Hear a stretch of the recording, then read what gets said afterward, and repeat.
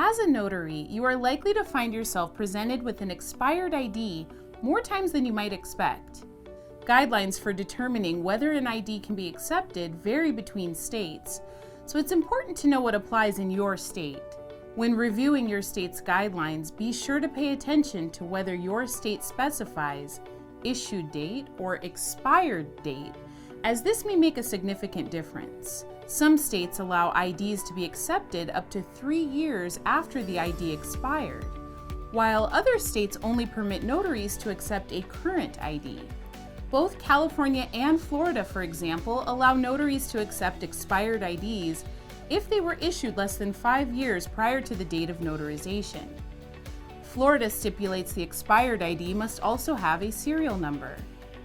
Alternately, more than half of the states have no clear guidelines about expired or current IDs. If you are commissioned in a state with no clear guidelines, the NNA recommends you make it your professional standard of practice not to accept expired IDs. If you find yourself unable to accept an ID, there may be options for alternative identification. These options vary by state, but some may include either a valid, unexpired U.S. passport or a credible witness with confirmed ID per state requirements.